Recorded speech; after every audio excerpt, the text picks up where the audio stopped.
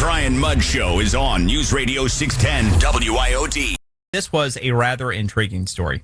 We've been talking about for some time. When you artificially raise wages, somewhere along the way, people at the entry level are going to be replaced by technology because the market will not bear what is required to pay, an artificial wage.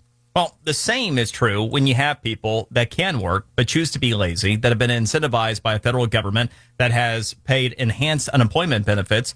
There's still not a day that goes by that I talk to a business. They say they're having trouble hiring in South Florida because in many cases, people don't want to work because a lot of people are able to get just as much money by doing nothing and sitting on their butt, which is, by the way, why Ron DeSantis is 100% right about not extending Florida's unemployment benefits and why everybody who's able should get off their lazy butt and actually try to get a job. So, yes, you should have the work requirement search go back and play to get those benefits. But the other issue is because of this, you've had some businesses that are like, okay, we got to try to run a business here and we don't have employees. So you had recently, and this made news, Mr. Q's Crab House in Hollywood. They decided, okay, people don't want to work here. They want to sit on their butts and, collect unemployment. We'll bring in robots. And they now have 3 robots that provide service at that restaurant. Very interesting experience. So about this kind of phenomenon, Matt Rosen, he is with Allata, the CEO and founder of the website Allata.com. Matt, good to talk with you again. So what about this? Hey, good morning, Brian. Is this an outlier in Hollywood, this one restaurant? You think this is going to end up picking up speed? I think it's going to pick up speed. I mean, automation has been coming into our lives for years, and the pandemic's probably accelerated it by 10 years. You think about the acceleration in e-commerce, it's probably, 10 years it caught up. And we're going to see that in many different industries. Work that is kind of rote, repeat work, everything from, service jobs to bookkeeping to clerical work to data entry work to, front desk at a hotel. I checked into a hotel here in Boise where I am today, and I didn't have to talk to anyone. I did it all on my phone and went to my room. And so I think you're going to see more and more higher reliance on technology. And, you've got that restaurant just up the road from you in South Florida that's got robots walking people to tables, allowing them to order, bussing food. And, in fact, robots have been in the back of the house for years. You got a robot, a burger flipping robot named Flippy that's been put to use. So I think we're going to see more and more of this enter our daily lives over time.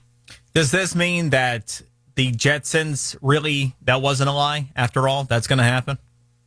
Well, we don't have flying cars yet. Maybe one day. But, yes, we're seeing automation enter our lives everywhere from, the Alexa at home to the computer completing your search on Google. Robots are all around us. We just don't even realize it. And so I do think, there's going to be a need, as you said in your opening, for people to be reskilled and learn new trades and learn how to program. Because I've got the same problem today. I could hire 20 people if I could find them. But you're right. There's a disincentive to work with too high benefits being pumped out there.